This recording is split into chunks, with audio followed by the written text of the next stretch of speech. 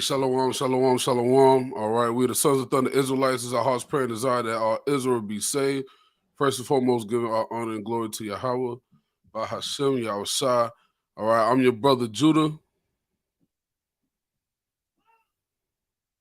Boaz, get up in there. Shalom, shalom, brother Boaz. Shalom, Yasharallah, Kadar Aran on the scene without the fancy mic. Salakia. Once again, we the sons of thunder Israelites, man. Like, you already know what it is. Like the video when you get into the building, Baba Cashapp. All right. We don't got as many followers as the main channel, all right? So y'all got to get up in here. Y'all got to share the video. All right. The main channel, you know what I'm saying, got hit with a copyright strike, right? Esau the daggone devil. Right, a certain amount of truth came out in a video from months ago, and somebody dinged it, which caused it to be hit with a copyright strike. So we're not going to be able to have classes on that channel until next Tuesday. So, but the show must go on, the class must go on. All right, so y'all got to share the video. All right, soldiers, make sure your fellow soldiers are in the building. All right, post it on your social media platforms and the whole 9 yards. Okay. Let's see here. Let's see. Man, we're gonna have a conversation today. It's gonna be a little bit more of an informative conversation. All right, because the brother Jonathan, y'all throw up some prayers for him and his family. They're a little under the weather. All right. So he's not gonna be on today. As you can see, the class changed. It was supposed to be Satanism in the media. That was supposed to be the class today. But that was a class that the brother Jonathan was going to teach.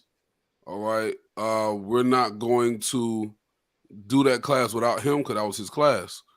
All right. But this is one that actually came from the brother Jonathan.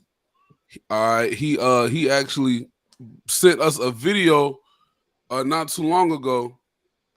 And shoot, we was like, dang. We're going to have to do a class on this. All right? We had to do a class on this. He sent us a video entitled, what was it called? The 10 Jewish business practices, or the 10 commandments of the Jewish business. Right? The 10 commandments of Jewish business. And it's madness. It's madness, man. It's straight up madness. All right, so hey man, we appreciate everybody who's come in thus far. All right, you know, we appreciate it. Like I said, we don't have the following of the main channel, so we appreciate y'all coming in the building. All right, we're gonna do something a little different today. All right, hey man, definitely make sure you donate to all of the camps. All right. We're on the NC channel today, so I got the NC channel. I'm in the NC camp, Cashapp on the bottom. All right, we're not taking super chats right now, but if you send us a Cashapp during the class, I'm gonna definitely shout you out. All right, so we definitely appreciate all the support and our endeavors in trying to get a school and helping us, you know, throw the feast days and the whole 9 yards. We got dedication coming up on the 17th. If you want to feast with us here in North Carolina on the 17th, shoot us an email at sonsofthunderisraelitesnc@gmail.com. And if you want to do dedication with the Atlanta camp, send them an email at sonsofthunderisraelites@gmail.com. And we'll make sure we accommodate you. Just let us know how many people you bring in the building. All right, so we're going to watch a couple of videos today. Right? And we're going to get some information. Hey, if you got a precept, you could drop it in the chat. We'll bring it out. Right. This is not a precept type of class, like a whole bunch of precepts. This is not really what this class is about. This class is more so for information and showing you kind of how far we have fallen when it comes to the way that we do things in our community. All right. So we're gonna watch this thing a little bit. Of course, all right. We're doing this under the Fair Use Act. I'm gonna let this rock. Okay. Fair use. All right. For informational purposes, teaching, reporting scholarship, etc. Right? And into this thing. All right. So I'm gonna share my screen real fast. Let's get into it. Welcome back to my YouTube channel. My name is Beryl Solomon, and today we're going to be discussing 10 Jewish business commandments. These are things that we have known for over 3,000 years, and they are coming to you right now in this video. If this is your first time here, please smash the subscribe button. Please give me a like and leave a comment. I would love to hear from you. I might even hit you back in the comments. Now, I want y'all to definitely be talking in this chat, because I want y'all to call cap on some of this stuff that you about to hear and see when it comes to their business practices. All right, Cap. So let's go. So let's go. 10 Jewish business commandments. Let's roll. Number one is we don't blame other people or other communities or other races for our own problems. Cap. Even in the Holocaust, after that happened, and we left Germany and we went to every other corner of the world, we did not look back with a chip on our shoulder. Rather, we looked forward to build with positivity and with hope. We leave the past in the past and we look brightly towards the future. Hey, man, already, man, we appreciate this, man. Shout out to the brother Christopher Johnson, man. Shout out to Christopher Johnson for your generous donation. All right, how about Shimmy Awashah Barakatah, the water for your generous donation, King, helping the North Carolina camp. And we appreciate it, man. If you ever in the area, definitely come feast with us. And that was a brother who sent us some money earlier today, like at 6 o'clock. The brother, y'all will call. We appreciate you. All right, y'all about Shimmy Awashah Barakatah. The water. Water. All right. We appreciate you. All right, let's keep going. Number two. We aim for abundance in everything that it is that we do. Our benchmark is God himself. God is abundant. He is unlimited. So when we approach business or when we approach creating wealth for ourselves or our communities, we look at God as our benchmark. So we aim for abundance, not enough just to get by, but abundance, because God himself is abundant. Number three, we do not abandon our children, especially when it comes to making a living.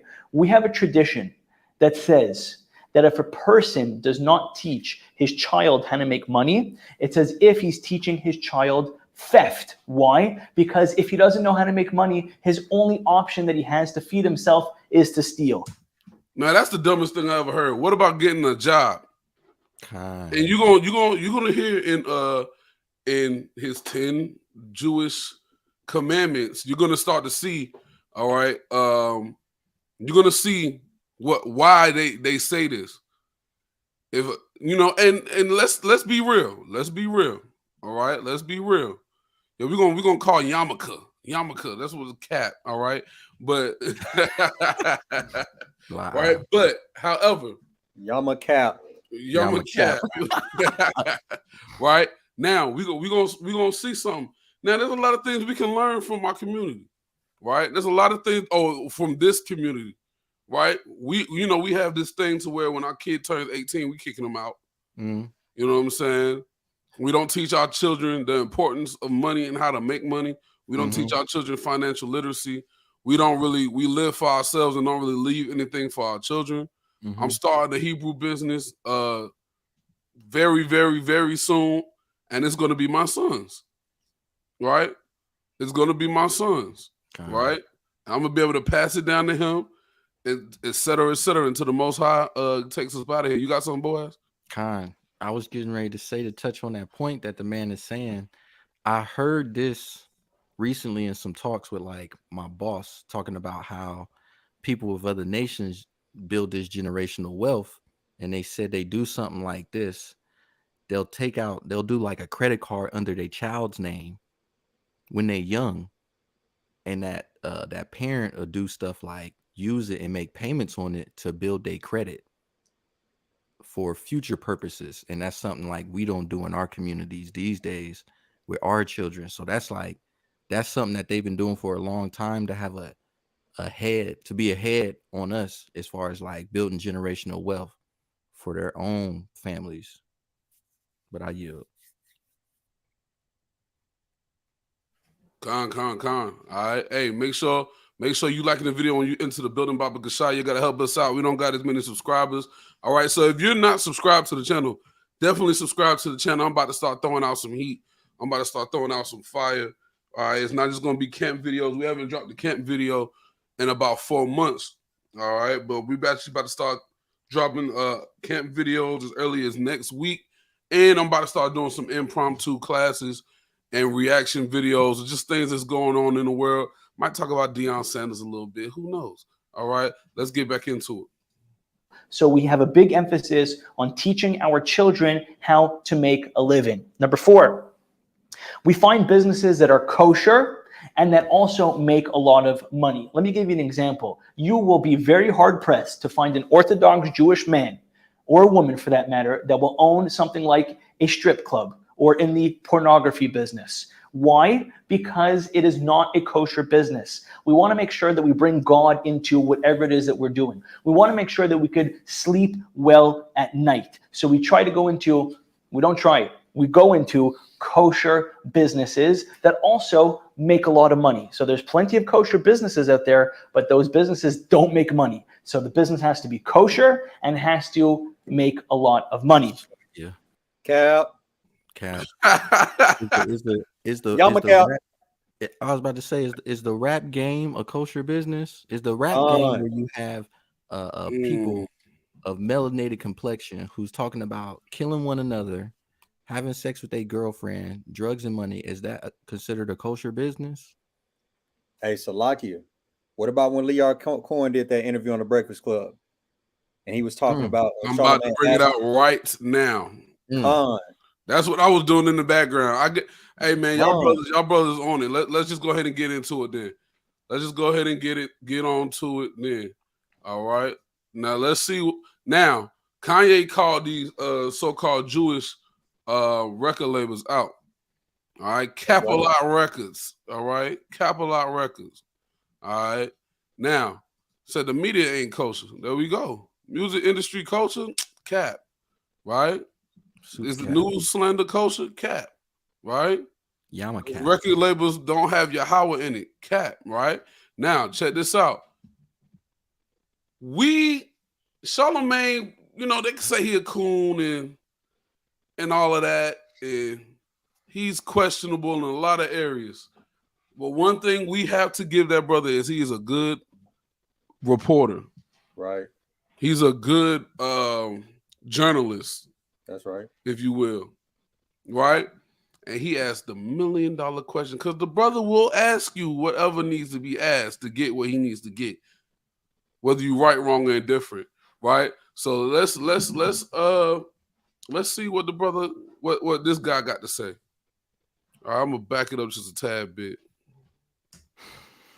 Earl loved being silent with a fishing pole. I shit you not.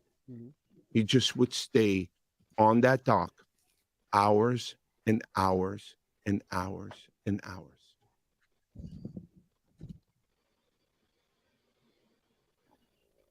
Yeah, very, very sad. I think the opioid problem, the syrup problem, is the biggest problem that I've ever seen and I've ever faced and been a part of. And I can't fuck with it. The crack thing was devastating.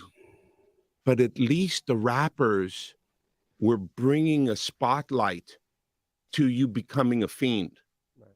Okay? And I thought that spotlight, head crack, helped, even though it was harsh and really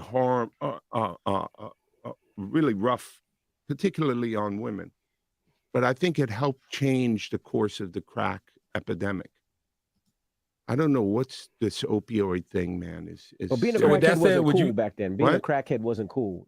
Now they seem like they're making it cool to be drinking lean and syrup, and it's the most dangerous. It's the most dangerous thing that's facing our society. So why sign an artist that would promote that? Ding ding ding. Gotcha.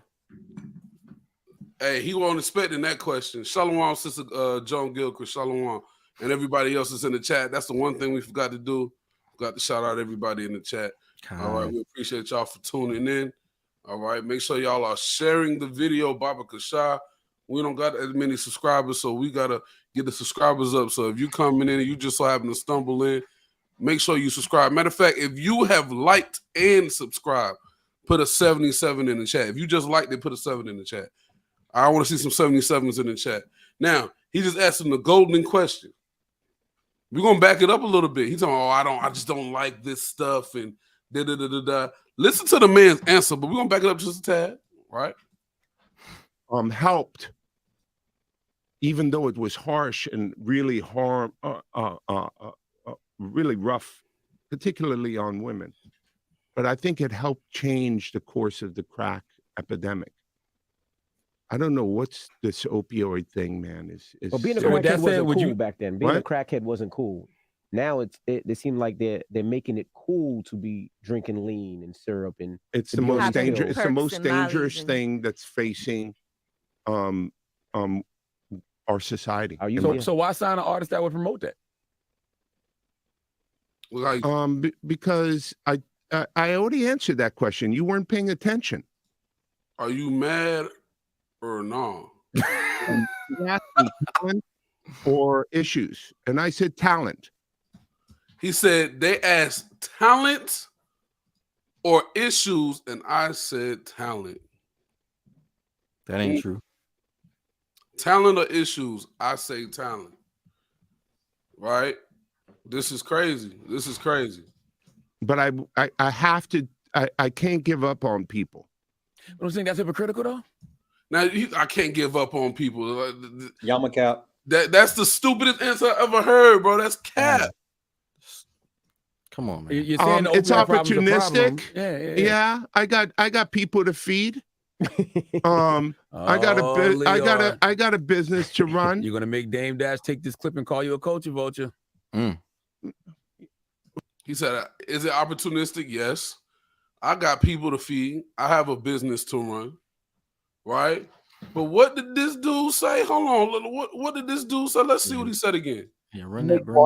So there's plenty of kosher businesses out there, but those businesses don't make money. So the business has to be kosher and has to make a lot of money. So the business has to be kosher. The business has to be clean, and it has to make a lot of money. Man, I want you to see what he just said, though. He said a lot of businesses are kosher, but they don't make a lot of money. So instead of grinding to get where you got to get, he's like, yo, it might be kosher, but it don't make a lot of money. So we're going to drop that. So it seems to me that a clean business is not more important than money. Exactly. Right? We don't got enough 77s in the chat neither. We definitely don't got enough 77s in the chat. It's 31 people in the room. I might got 10 77s. That means we got like 20 other people that need to be liking the video and subscribing to the channel. Come on, help us out here, man. What's wrong with supporting your brothers, man? All right, come on, man. We all out here pushing this word. All right, support your brethren. All right. Who's Dame Dash?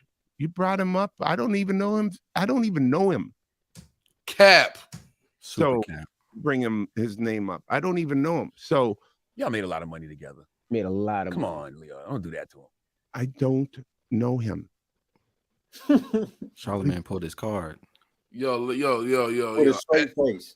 With that yo, listen. Hey. Crazy thing is, people probably believe him that he don't know Dame Dash. Hey, now he know Dame Dash. You know what? You want to know why? Matter of fact, I'll do this one because Vlad will have you with a copyright strike. All right, but let's do this one. Does Dame Dash know Leo Cohen? So that was my semi-retirement. Like I moved from the Rockefeller office to the Rockware office. Okay, I don't go into the Rockefeller building as much as I used to. Only when I need to yell. Yeah. And with Leo or something. Yeah. Okay, cool. So what's he like? You didn't see. You said his name. And with Leo or something. Yeah. Okay, cool. So what's he like? Leo? Yeah. I mean, he's a strong dude. You know what I mean? That I got to give to him. Yeah. And Me and him bump heads a lot. Yeah. But at least it's like. How do you bump heads with somebody you don't know? Mm. Hey, but you know what? Hey, I'm gonna say it in advance, just in case he do it. Yo, Dame Dash cuss a lot, so if he curse, Salaki. All right. Hey, fair use, fair use. You know what I mean? Yeah. So I have we have a mutual respect with each other in business. Yeah. We know we both want to win and we'll do anything to win. But my tactics are a little bit different than his, and that's where we differ a little. Okay, how are your tactics different from his? I'm just more, I mean, like, you know, I don't want to say I'm bashing or nothing, but I'm more on the side of my artist. You know what I'm saying? Okay. Like, I'll do anything for my artist. I look at him like family, Yeah. to where he may look at him a little more like business. Yeah. And isn't that not what the dude said earlier? Hey, is that not what the dude said? Right? Right. But he don't know who Dame Dash is. Cat. Hey, can I get a precept? Go ahead, bring it out. Psalms 58:3. All right, somebody get that out for the brother. Go ahead, get that our horn. This is the book of Psalms, chapter 58 and verse 3. The wicked are estranged from the womb. Mm-hmm. They go astray as soon as they be born, speaking lies. Look, man, he just got called out on a lie. Dame Dash talking about they over here, they bump heads. Now, you think somebody who don't have no relationship with a man would say something like that? Come on, man. Speaking at Yamacap, man. Super Yamacap. That thing ain't even big enough to cover up the lies over their head for real. Like, come on, man. Big con. Hey, man, I'm telling you, this is cap, all cap. Let's keep going in the 10 commandments of Jewish business, Right. and then we're gonna see how we used to get down. We're gonna compare how we used to get down. All right, compared to how we get down now. All right, let's get it.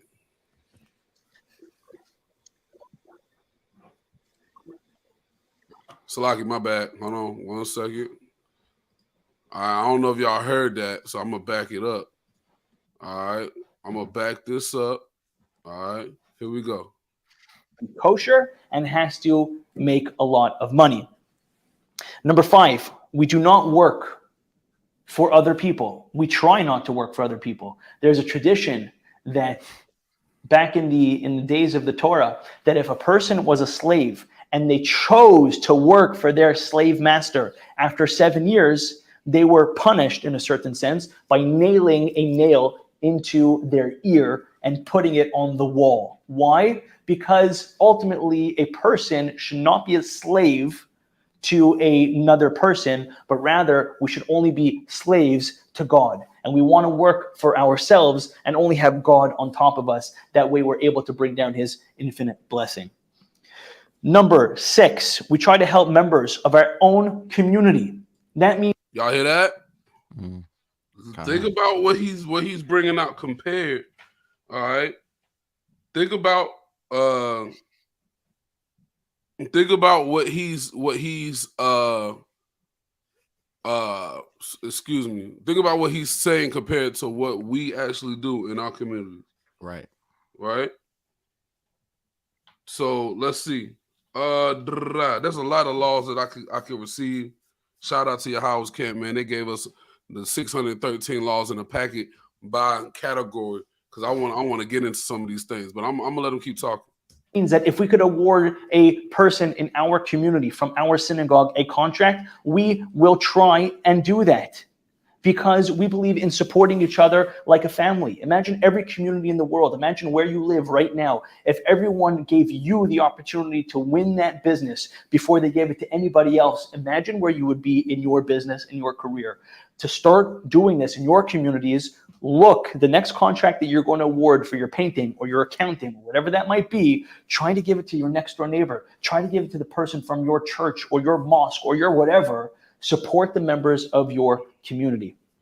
Number 7, we like to go into businesses with high profit margins and low risk and low competition, right? You don't want to bet all of your money on the farm. At the end of the day, you don't want to get yourself so ingrained in making a living that you don't have your head left for anything else. You want to go into a business that makes you a lot of money, but you're not knee deep and eyeballs deep and having to figure out that business. Because life is a balance. It's not just about making the money, but it's about living a balanced life. So there's plenty of businesses out there that you can make money and still have your head so that you could devote it towards higher pursuits.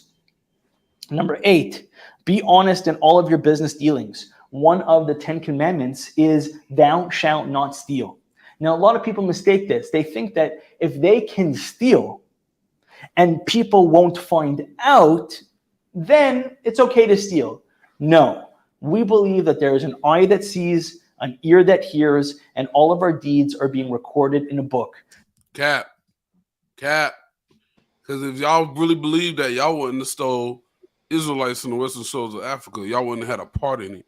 Y'all wouldn't have financed the wood that made the boats. And y'all wouldn't have put insurance policies on the cargo, which were the slaves. Cap. This is showing that these people only have morals when it comes to their people. Where did we hear that before? Right? This extra layer of honesty and scrupulousness is what has allowed us to remain in business for long periods of time. Contrary to popular belief or popular culture that Jews are not honest in business, guys, let's be honest. You can't be around for this long in business and be dishonest. For sure, there's some characters, just like every race, every religion, every people has, that are not doing the right thing. And we pray for them that they figure out the right way, the right path, the godly path. But at the end of the day, our Torah, our Bible, our 10 commandments tells us, thou shalt not steal. Cap. All right, this is cap. The majority of y'all, all right, broke a lot of these 10 commandments, all right, when it comes to so-called black people, all right. Let's get Romans 12 and 10 really quick. Okay. This is the book of Romans. It's like it. Chapter 10 and verse 12. You said 10 and 12? Or you want 12 and 10? 12 I'm here. I got you. I got one. This is the book of Romans, chapter 12 and verse 10. Be kindly affectionate one to another with brotherly love and honor, preferring one another. Hey, and this is what they do. They prefer one another. All right. And this is what the so-called black or the true Israelites have to do. This is the reason why the true Israelites are in the condition that they're in, because they don't follow this right here. All right. We have to be kindly affectionate one to another and brotherly love and honor, preferring one another. We got to prefer one another. Right? Now, when we talk to Jewish people, they always say that their neighbor is mankind. Well, let's see if they follow these 10 commandments to everybody. Give me the book of Leviticus chapter 19 and verse 13. Right? Because we know what happened with Ice Cube and that Jewish record executive.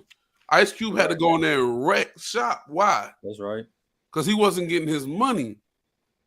If they was following these 10 Jewish commandments, right? If they was following these 10 Jewish commandments as it pertained to their neighbor, which when you get into it, they say is everybody, right? Guess what? Ice Cube wouldn't have had to go in there and flip tables, man. Okay. All right, get that. Jerry Hiller. Right. There you go. That's his name. Go ahead. This is the book of Leviticus, chapter 19 and verse 13. Thou shalt not defraud thy neighbor, neither rob him. The wages of him that is hired shall not abide with thee all night until the morning.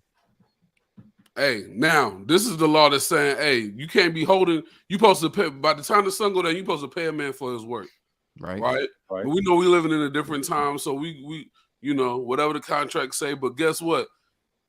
Ice Cube won't tearing up that man's office because he didn't pay him by sundown. He didn't hold up to his end of the so-called contract. Right? Give me Deuteronomy chapter 24 and verse 15. This is the book of Deuteronomy, chapter 24 and verse 14. Thou shalt not oppress an hired servant that is poor and needy, whether he be of thy brethren or of thy strangers that are in thy land within thy gates. That's a cut. Read it again. Time. Thou shalt not oppress an hired servant that is poor and needy, whether he be of thy brethren or of thy strangers that are in thy land within thy gates. Come on, keep reading. I think there's more on that. Okay. At his day thou shalt give him his hire, neither shall the sun go down upon it, for he is poor, and setteth his heart upon it, lest he cry against thee unto the Lord, and it be sin unto thee. Hey man, so you're not supposed to defraud people of their wages, right? You're supposed to give to them, right, what they're due, right, in their due time. All right. Now, watch this. Now they say that they don't do faulty business practices and blah blah blah blah blah, right? And they don't do this, but let's see what Dave Chappelle said. Let's listen to this. The people have had DEFCON 3 on their contracts. Do you know why Prince, he called himself the artist when he came back? He calls himself the artist because that's what they call us in our contracts. Oh, these contracts are crazy. You should hear the terminology they say in these contracts. To use your name and likeness in perpetuity throughout the universe. Who the fuck could possibly know what that means? Salakia for the language. All right. We being real tonight. Salakia. Nobody does. It's so complicated, in fact, that when you're a kid like me, you have to hire somebody to tell you what that means. And you sit down at a table and you do the contract game. I've even thought about coming back and doing another Chappelle show. Well, but if I do, I can't call it Chappelle Show because my name and likeness is being used by them in perpetuity throughout the universe. It's in the contract. Millions of people have had DEFCON 3 on their contracts. Do you know why, Prince? Hey. That's deep. That's evil. Deep. That's evil.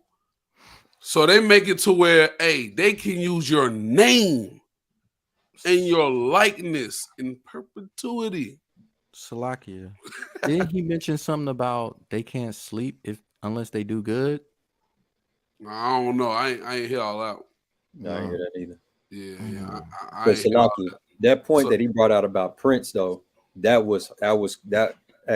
big fact because the artist formerly known as Prince had to change his whole name just so he can keep his catalog.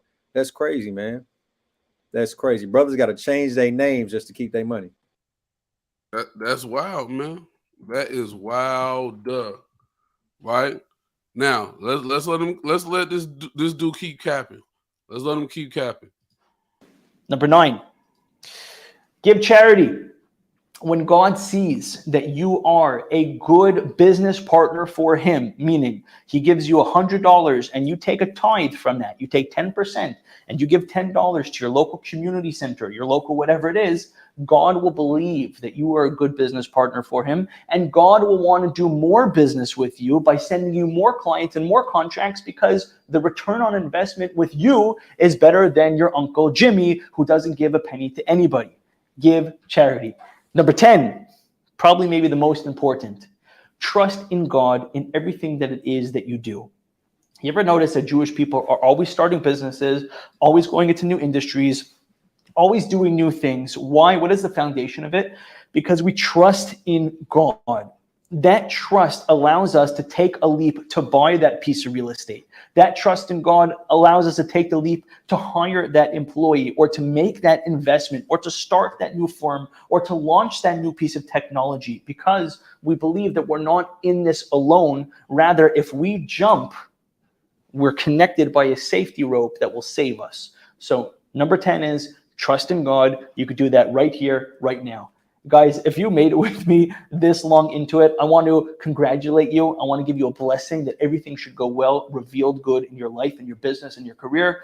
Please do me a favor, smash that subscribe, leave me a like, leave me a comment. It's been a pleasure and honor dealing with you and being with you this far. And I'm going to try to put out one of these videos at least once or twice every single week to keep you guys informed and make sure everyone gets wealthy together. God bless. Have a great day. app. Now,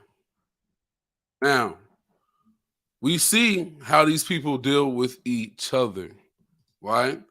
We see how these people, they have morals and values when it comes to one another, but they don't have morals and values when it comes to anyone else.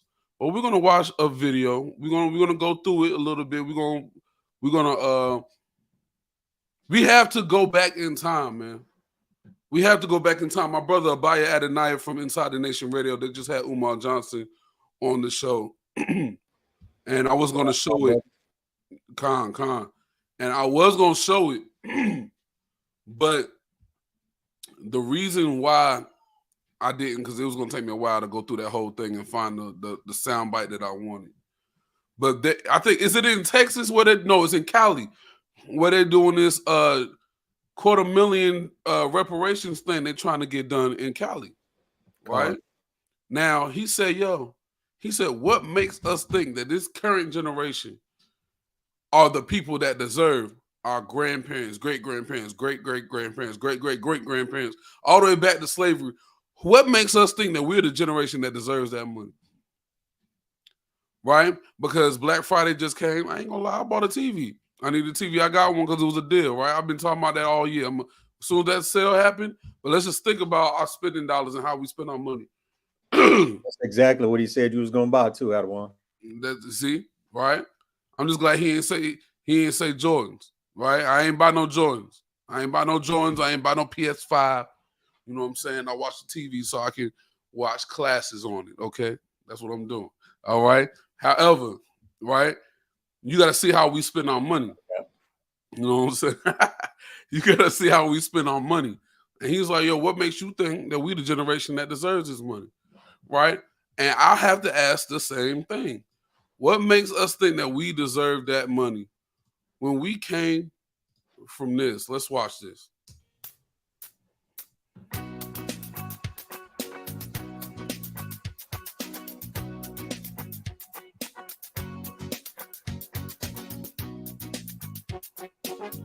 I'm going to pause that real quick because still, even though this is a Black platform and we're using it for educational purposes, hey, man, copyright disclaimer, fair use, man. We're using this for educational purposes, reporting scholarship, and research and comment. We ain't really criticizing it because our people did well during this time.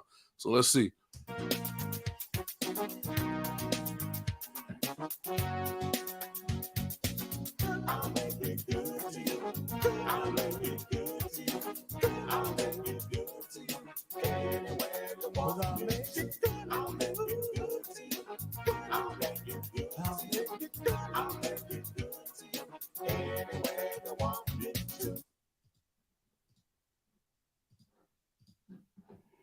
Just how wealthy was Black Wall Street?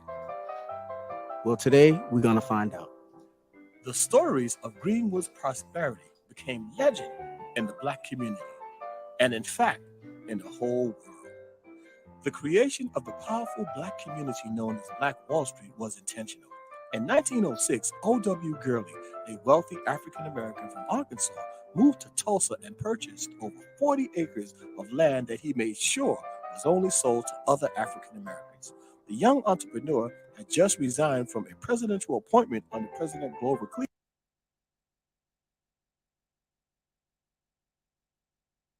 Hey, did you hear what he just said?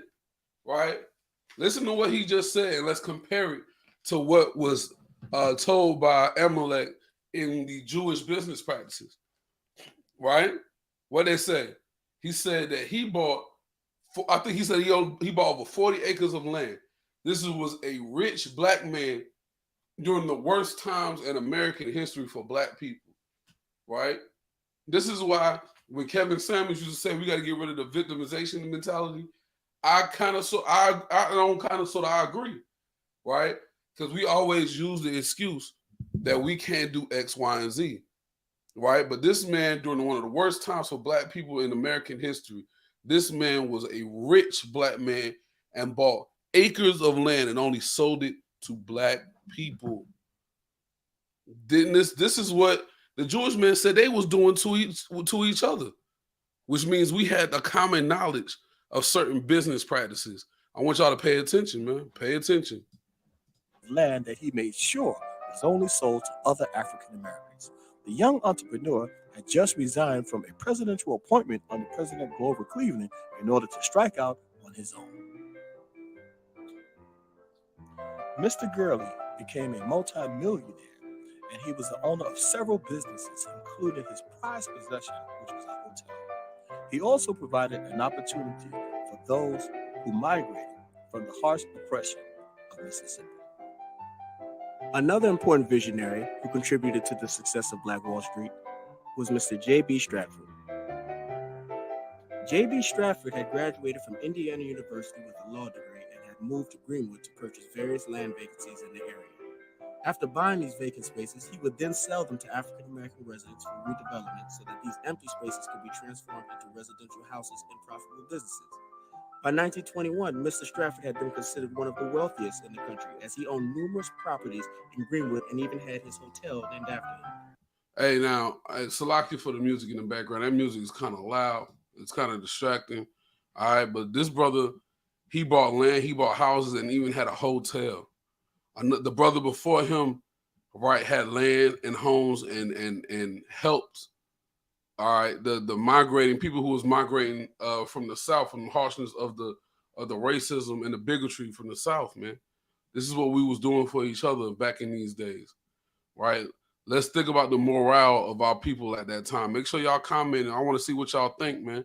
All right, if you enjoying the history of your people, and if you're getting inspired as I was when I was looking this stuff up, man, put a 1 in the chat. All right, because hey, man, this should inspire our people, man. Let's keep going. Stratford Hotel.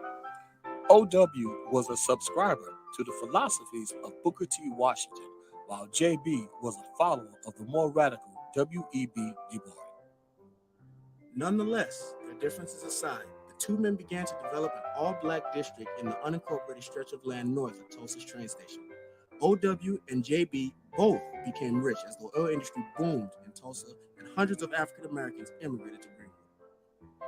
The 40 acres that were purchased resulted in a thriving community that populated a 35 square block district. There were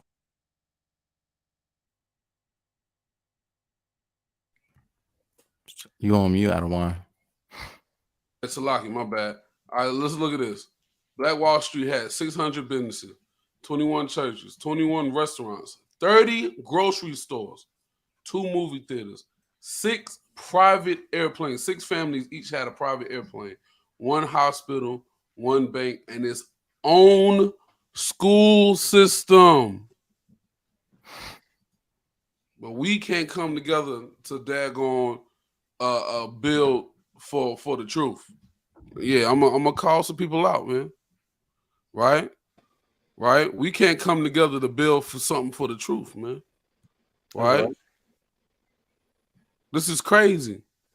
This is not where 40 acres and a mule came from, These people actually bought their 40 acres. 40 acres and a mule was supposed to be reparations for slavery. This is why reparation, the idea is coming back now. They're gonna try. They're supposed to be pushing for the equivalent of 40 acres and a mule now.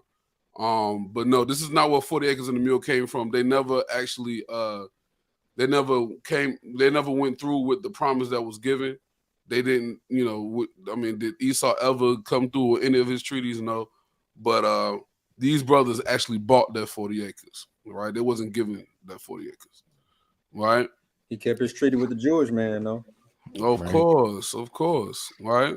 Now, let's think about this, man. Let's think about this. We can't come up with nothing for our own selves. We so scared that black people going, what is he gonna do with this and da, right?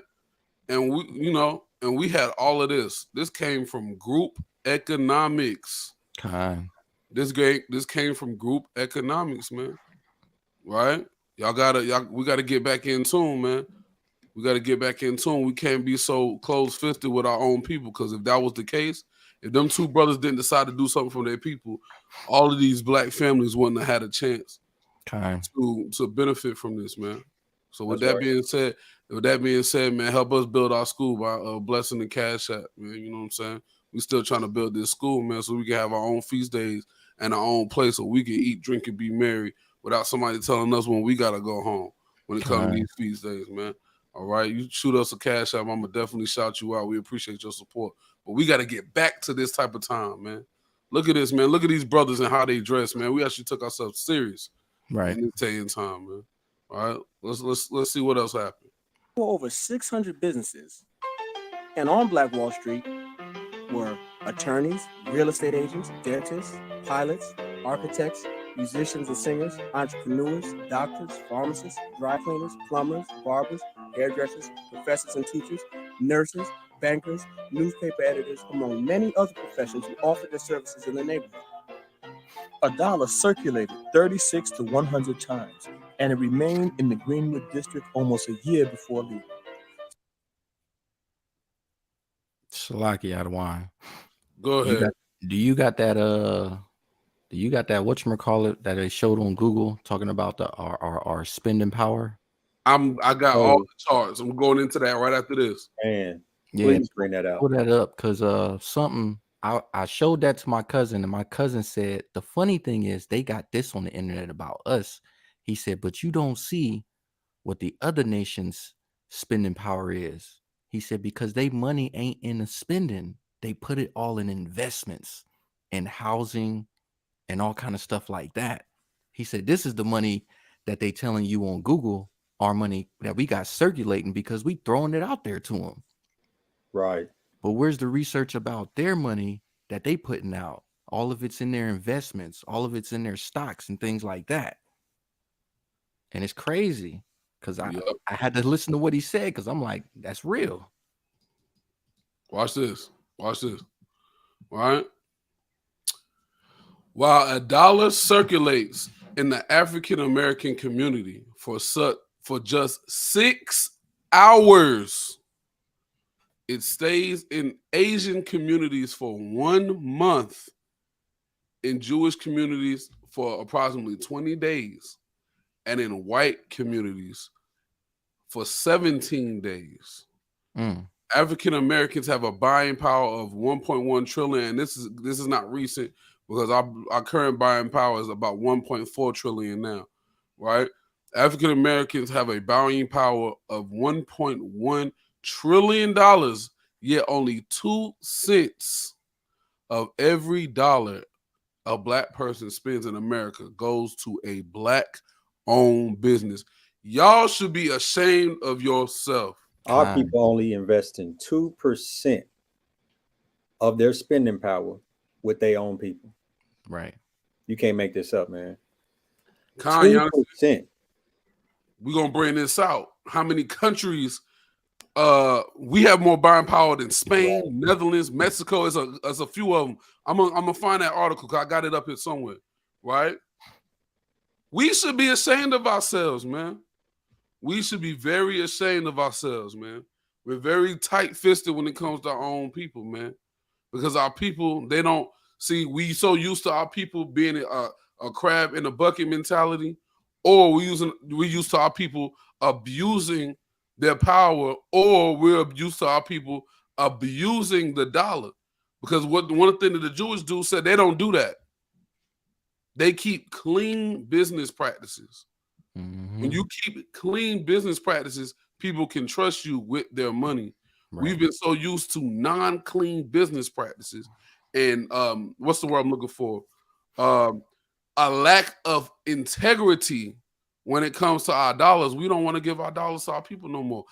But the main thing is the crab in the barrel mentality, because you giving your money to Shaniqua up the block at her black-owned hair store, and then she comes home with a BMW, you riding in a Honda Accord, now you mad. So you rather go to Ling Ling now. This is crazy. Go ahead, Aaron. You got something? La. Okay, con. Boaz, you had something before we keep going? All right, let's go back to it.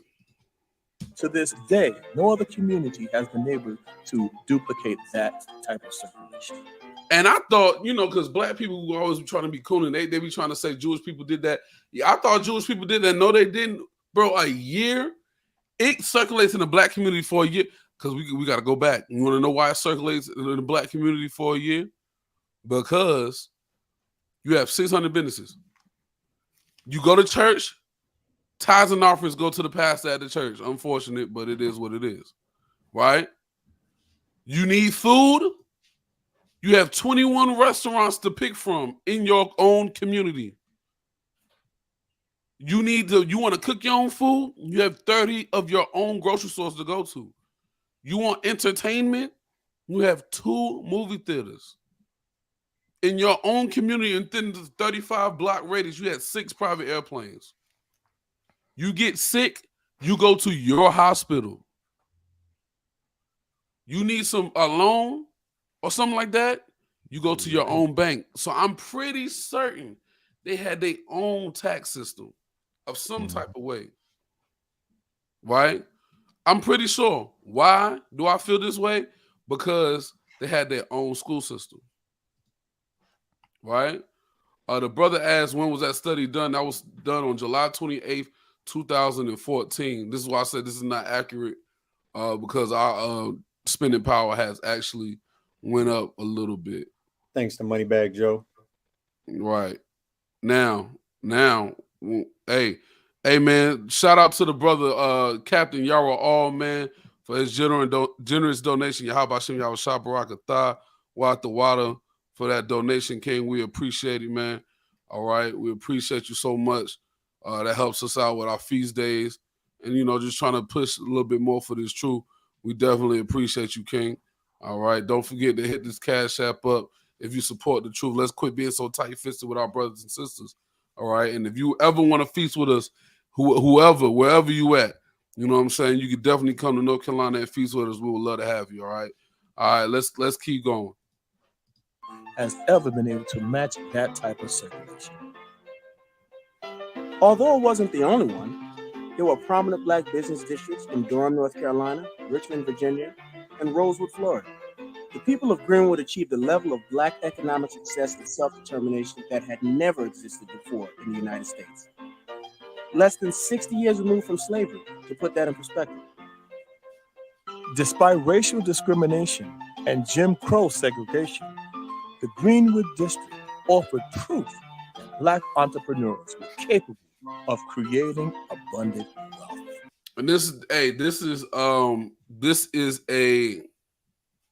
a cut on all of our people that try to say, oh, in our community, you know what I'm saying, we don't have the same chances as everybody else.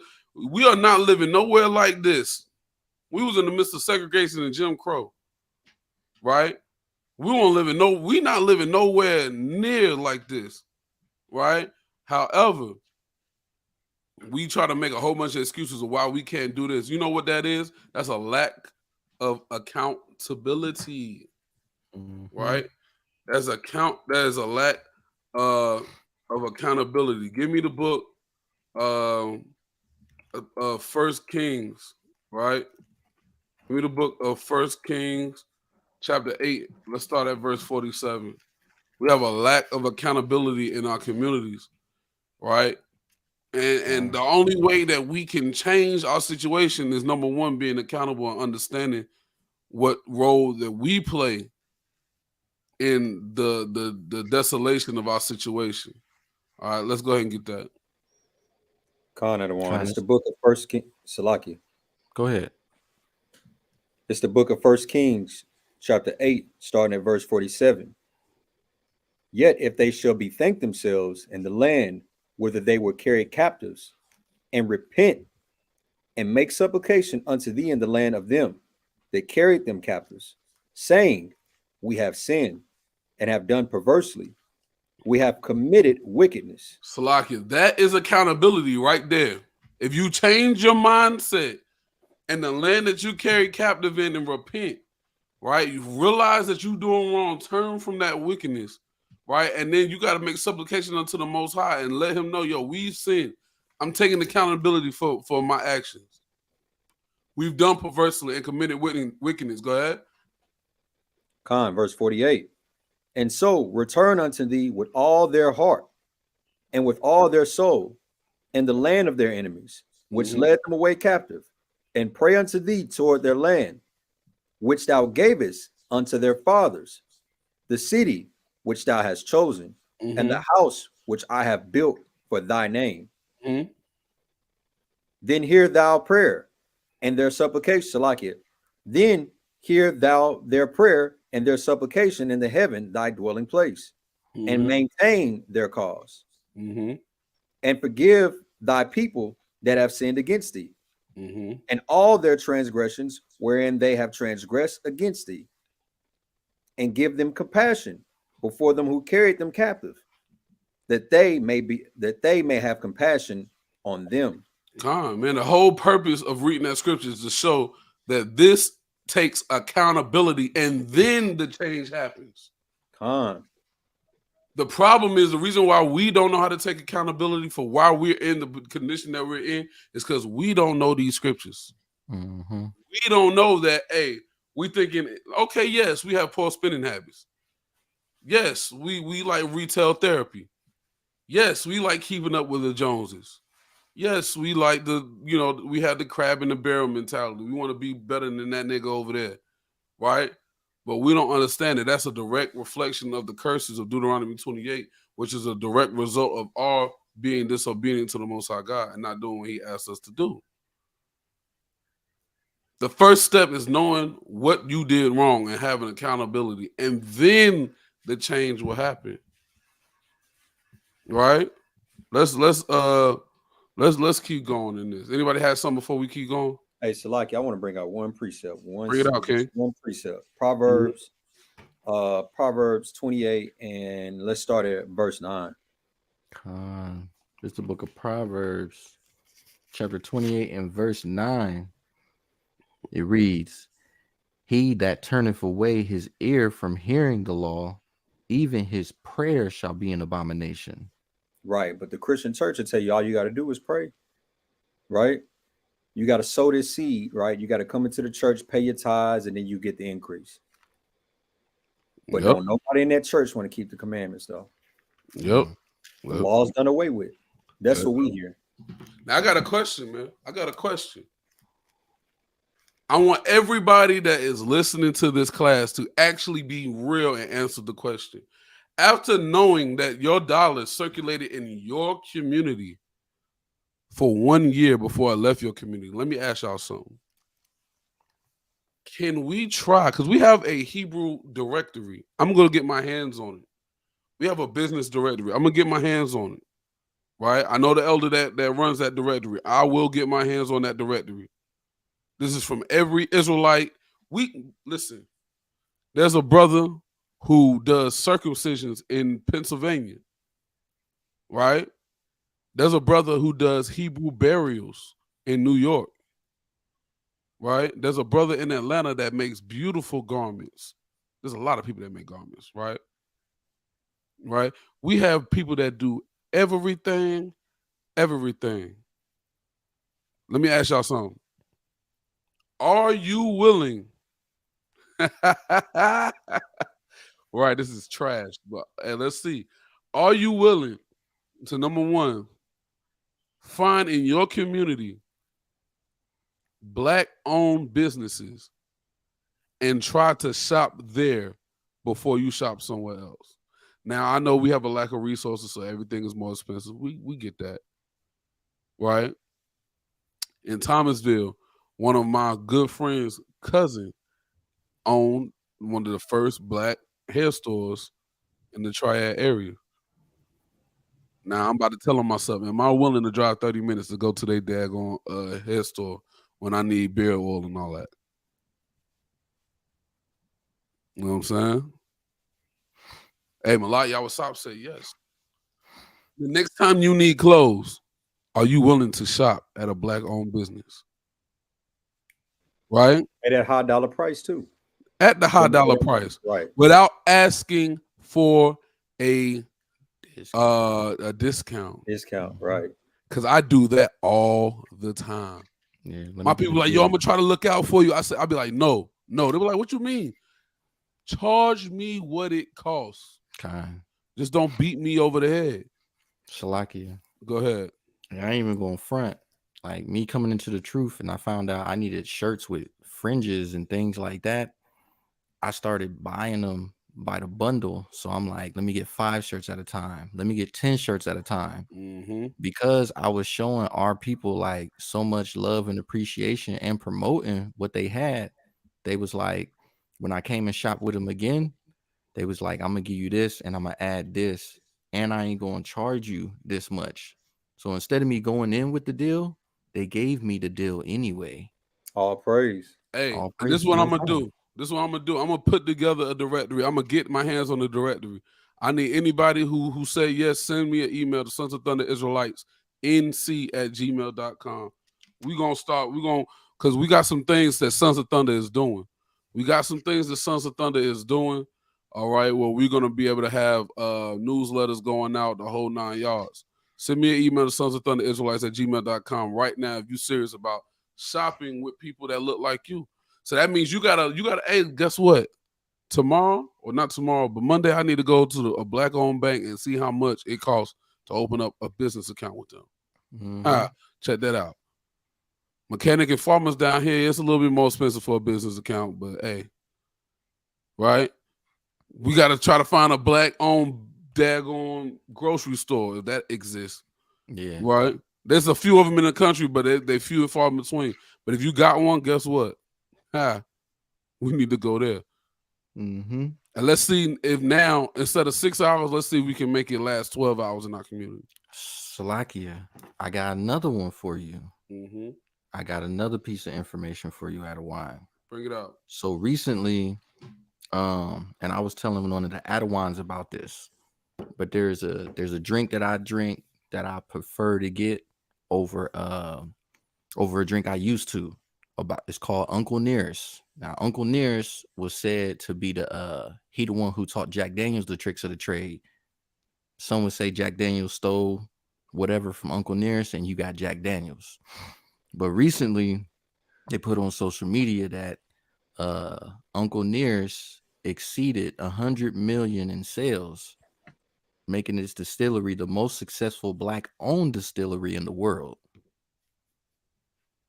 Right. You know what I'm saying? But that's the type of stuff that'll transpire once we start doing things like you were saying, Adawan saying, yo, them grocery stores that is in certain places that may not be everywhere, guess what'll happen? They'll start being in places where that might be more closer or convenient to you. So now we can go and shop there. I can be in Ohio and shopping at a grocery store that's a black-owned grocery store. Hey, and the brother said we need gas stations. Hey, that's when we really got to keep the laws of the Most High and start teaching them laws. You know why? Because a gas station in America will not last unless you selling lottery tickets and cigarettes.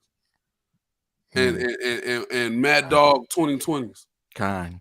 You know what I'm saying? And Irish Rose and Wild Irish Rose. You know what I'm saying?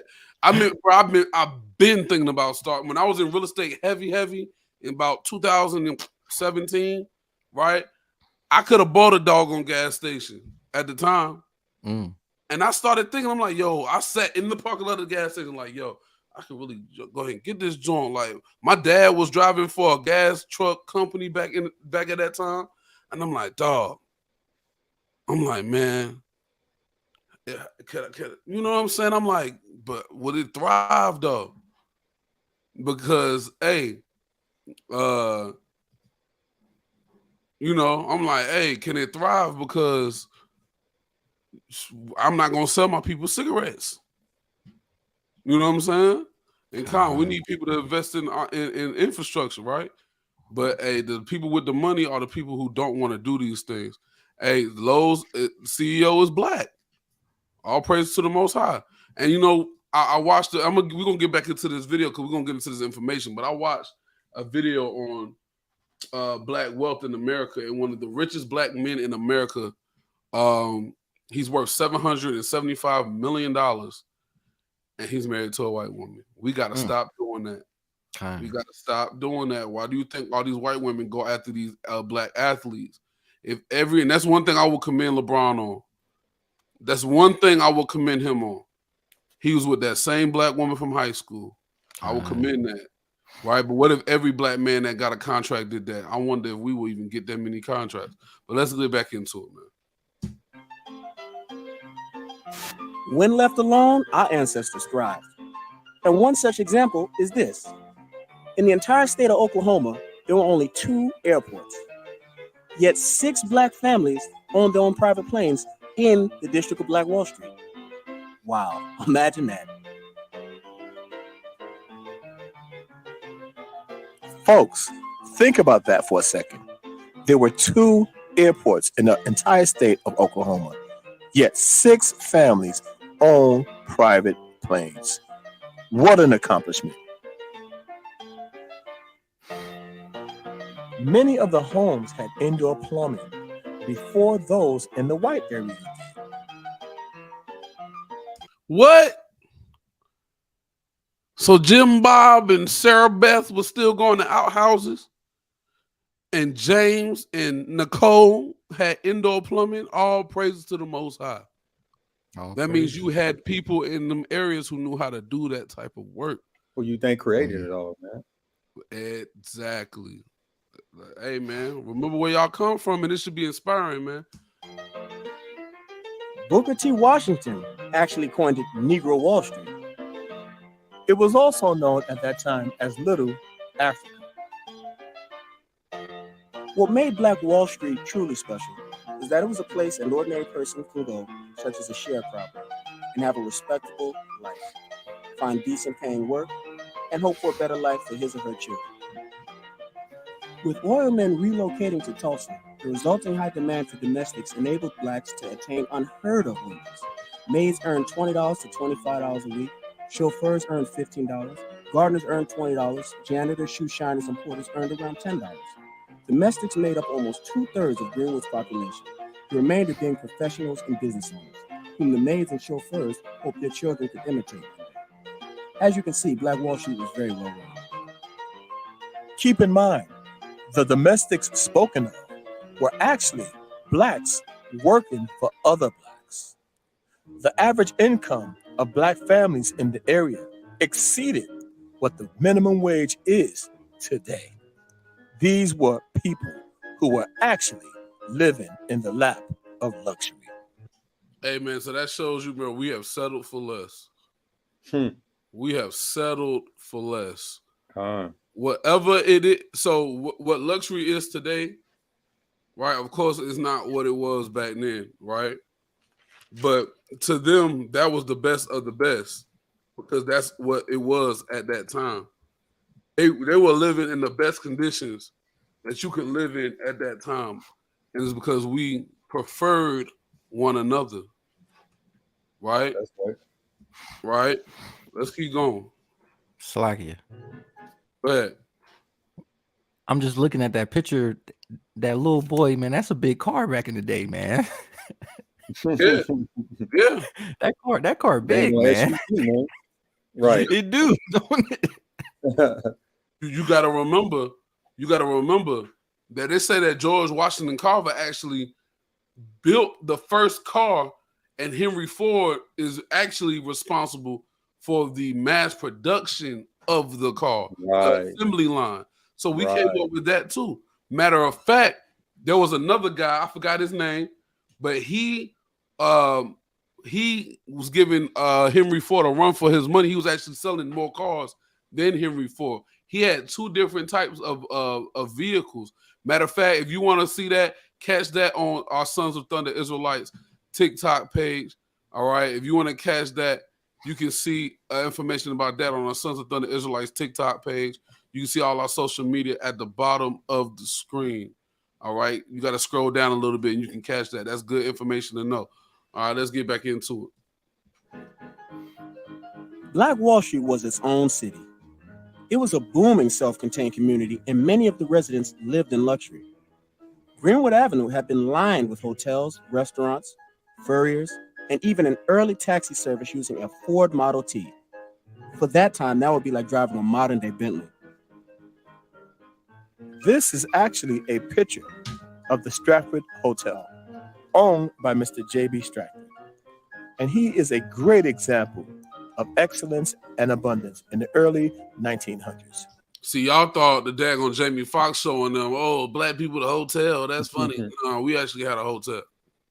King Towers. Right. In our community. Right. As stated earlier, he was a multi-millionaire. In addition to Mr. Stratford and Mr. Gurley, the district's most successful entrepreneurs reinvested in the community, building parks, schools, churches, theaters, banks, and they had access to many luxuries that whites in the same city did not. As a matter of fact, white people routinely borrow money from black banks. And this was...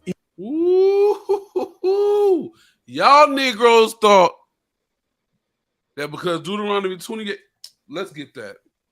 Give me that. Y'all know what I want. Give me that. Y'all thought because Deuteronomy 28 said this, that it never happened. Like Solomon wasn't the richest man on the face of the earth. Right? Man, let's run that back. Y'all get that. Let's run that back just a tad bit. Just a tad bit. As a matter of fact, white people routinely borrow money from black banks.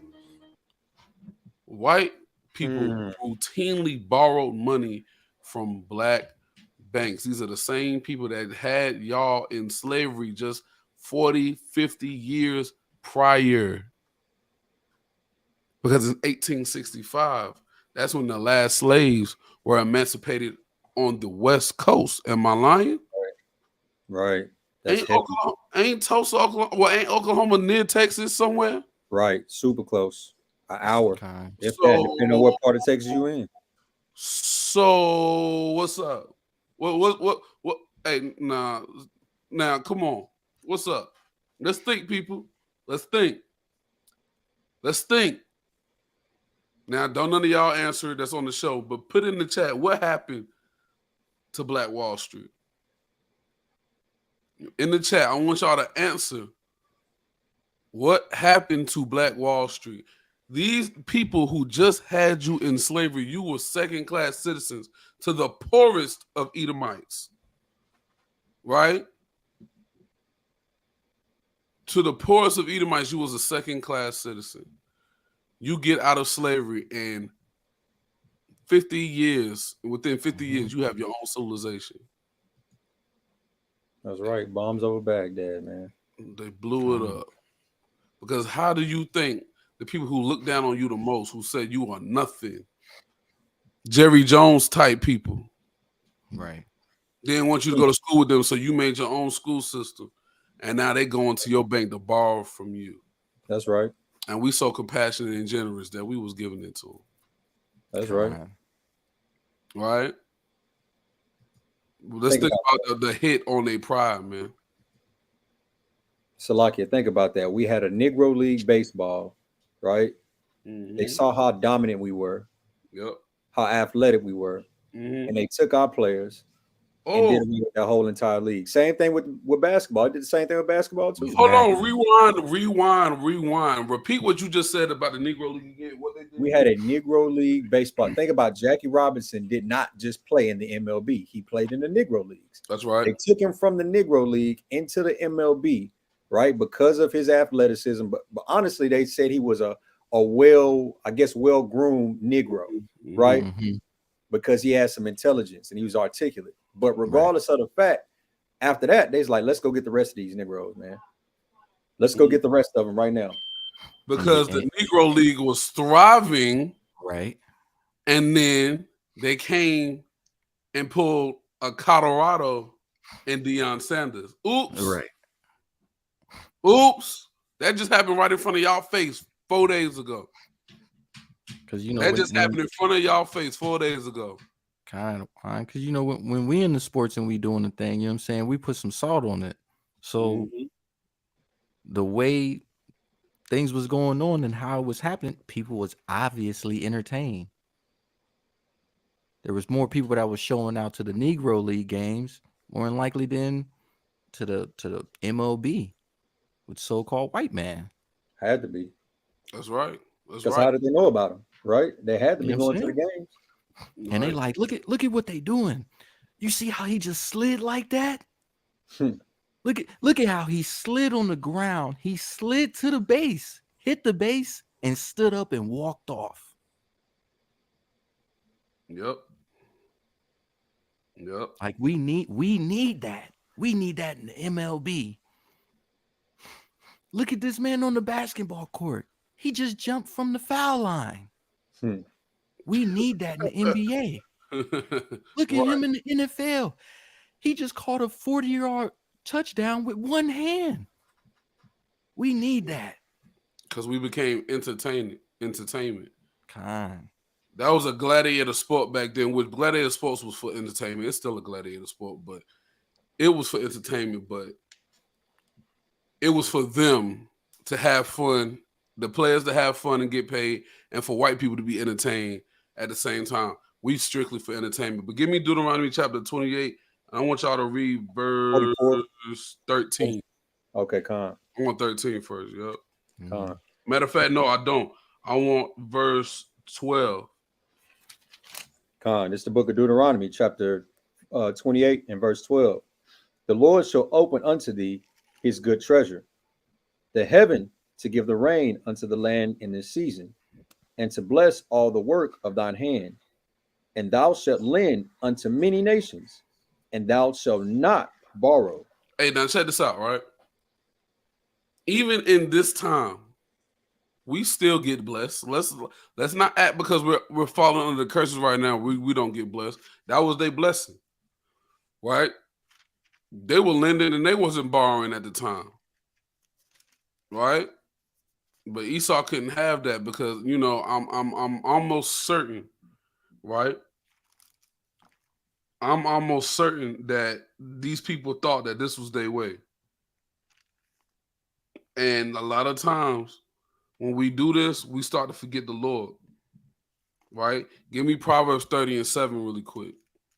And we're going to finish the last 2 minutes of this video, and then we're going to just go through a couple of documents just to put things in perspective. We're going to get off this thing, man. Okay. This is the book of Proverbs, chapter 30 and verse 7. Mm-hmm. 2 things have I required of thee. Deny me them, not before I die. Remove far from me vanity and lies.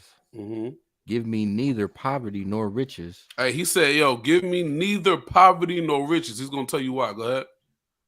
Feed me with food convenient for me. Uh-huh. Lest I be full and deny thee and say, who is the Lord?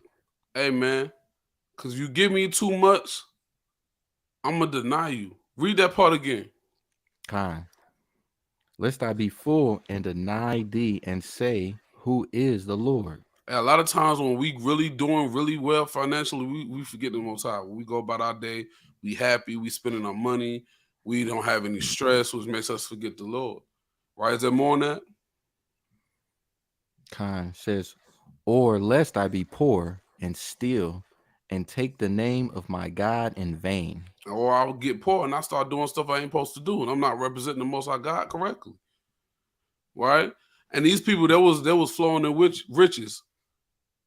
He didn't say that for no reason. He knew how people get down. They probably thought they figured it out. Worshiping white Jesus, because they had 21 churches there, and the only religion that we knew, only church that we knew was church that white people taught us. There was a lot of things up in there, man. Hey, you never know, man, why the Most High allowed that place to get burnt down, man. We have to remember the Most High God, man. I bet you in that day they'll remember God if they didn't before that. Right, let's keep going. And this was even done during the Great Depression. Hold on, the Great Depression was the worst financial time in American history for white people, and they dollars were circulating for a year during the Great Depression. That's amazing. Right. Here's a picture of bank owners and employees taking a picture in front of one of the black-owned banks. All praises.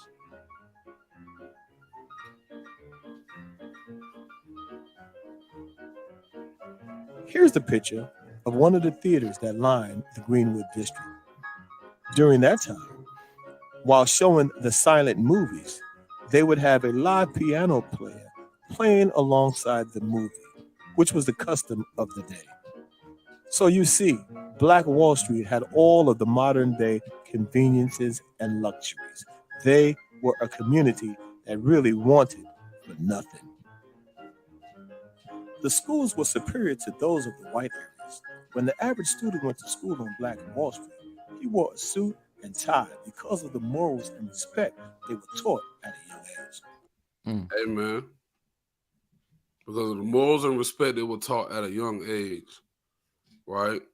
They wore a suit and a tie to school. Look how the women, the sisters are dressed. They're dressed very modest, right? This might not have been considered modest back then, but they were covered up, right? Now, in the black schools where I came up at, you know what I'm saying? Of course, our sisters are a little bit more shapely at a young age. So they had dress codes, which didn't allow them to wear like short shorts and stuff like that. But that black girl that went to that white school, oh, she could wear whatever she wants because the white women, they're not shaped like that. So there's no rules in place against, and they go to school dressed any type of way. I go across town to go to a game, and you like, yo, y'all could dress like this at y'all school? Well, look how our sisters are dressed, man. Right? We have some respect for ourselves.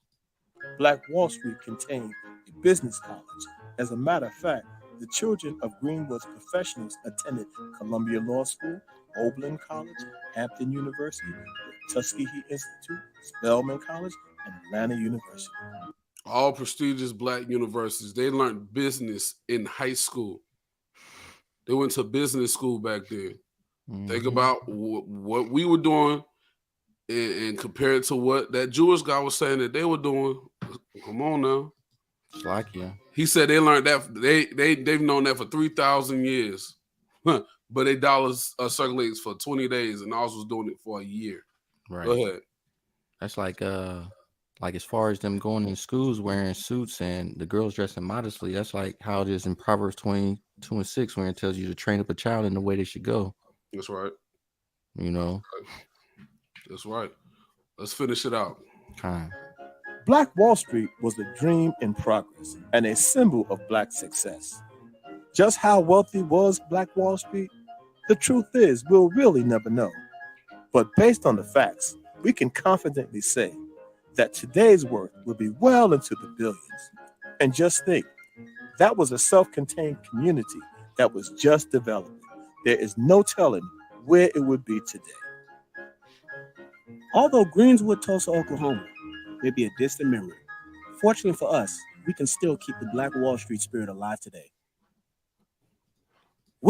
Hey, all praise to the Most High, man. All praise to the Most High. That's a beautiful, you know what I'm saying, recollection of what our people can do when we actually get ourselves together. All right, give me this precept real quick. Let's see. Give me the book of Ecclesiastes 4 and 12. Let me make sure that's what I want. Let's see. You want 9? Let's start from 9 and then let's go to 12. It's the book of Ecclesiastes, chapter 4 and verse 9. 2 are better than 1 because they have a good reward for their labor. For if they fall, the one will lift up his fellow. But woe to him that is alone when he falleth, for he have not another to help him up. Again, if 2 lie together, then they have heat. But how can one be warm alone? And if one prevail against him, 2 shall withstand him. And a threefold cord is not quickly broken. A threefold cord is not quickly broken. When we stand with each other, man, we can do wonderful, wonderful things. All right, so you got something? My bad. Go ahead. No, I was saying that's strong. Yeah, that's strong. Right. That threefold cord, man, that's strong. Can't be broken. Can't be broken, man. So now let's get into some things. All right. Let's look at some just some data. Go ahead. There was other like Black Wall Streets too, other than Tulsa, wasn't it? Oh, con. Like I believe they have one in Georgia. You got Rosewood. Rosewood, Durham, North Carolina, Wilmington, North Carolina. Yep. Right. There was a few of them. Kind. Had some in California too. Yep, that's right. Kind. They said they called Tulsa, Oklahoma, Little Africa. Mm. Right. All right. So let's get into it. All right. Kadar Haran, I want you to read this. Can you see it real good? I got it blown up. I don't want. All right. So go ahead and read that title. We're gonna get into this. It's the black spending power reaches record 1.6 trillion, but the net worth falls. Look at that. The black spending power reached $1.6 trillion, but our net worth fell. How? How? I wonder what our net worth was in Oklahoma, man. Yeah, con. All right, go ahead and read, King. Oh, you want me to read the Frank? Yeah. Okay, con. CNBC's Frank Holland joins Squawk Box to report the black spending power reached a record 1.6 trillion in 2021, although the group's net worth declined 14%. That's a lot. Kind. That's a lot, right? Shoot, where's it at? I'm not gonna play this one just because of they'll still hit you with some copyright stuff, right? So even though in the beginning of this year, our net worth went up. I mean, our spending power went up to 1.6 trillion. Remember, in 2014, we read it was 1.4. Or was it 1.2? 1.1. It was 1.1. 1.1. Going up 5 billion. Right now, we went down to doggone. We went down 14%. All right, so we're gonna. Yeah, con. So we're going to. I actually want to get into. Let's see if I want to get in first. Let's get into this first. All right, go ahead and read that. Haran, can you see that real good? Con that one. Let's read. The 300 billion black American consumerism bag breeds big business opportunities. Mm-hmm. At 47.8 million strong, African Americans are the second largest consumer group, presenting business with a 300 billion opportunity stake in this community. Despite being 13.4% of the U.S. population, black households accounted for just under 10% of the nation's total spending on goods and services in 2019. According to McKinsey, however, if companies interpret this data as proof of their little I can barely see that. However, if companies interpret this data as proof that there's little profit in serving black consumers, they are all making a multi-billion mistake. Salakia. You good, King? Is that a little bit better? Con, that's a lot better. Con. All right, so let's. It says that we are 13.4% of the U.S. population, but we accounted for 10% of the nation's total spending. I don't care what nobody said. They try to say like it's minuscule. That's a lot. Right. That's a lot. What are you talking about? All right, keep going. All right. The breakdown you need to know. In 2019, consumer expenditures by black households totaled approximately $835 billion, and combined spending by all black households has increased 5% annually over the past 2 decades. Mm-hmm. Culture Banks noted. Salaki, you had something to say? No, keep going. Okay, Con. Culture Banks noted, when you read that African Americans have 1.4 trillion in spending power, it's incredibly expressive. It's an incredibly expressive number. Even more so when you realize that that's more money than Spain, Mexico, Netherlands, Turkey, or Switzerland generating annually. It's nearly unimaginable to think that the collective purchasing power of the black Americans is greater than most developed nations. Hey, and this is what Jonathan had stated earlier. We have more spending power than Spain, Mexico, Netherlands, Turkey, Switzerland generate annually. Right? Just us. And these are developed nations with their own people, their own land, all of that. Right? Now let's I'm gonna see how much further I want to go in here. Let's do this. Go ahead. I hope I ain't miss no valuable information. Let's see. Let's get it. Let's go ahead and read it. Con. There are two strategies for companies to pursue: expanding local access to goods and services and creating offerings that are better. Salakia.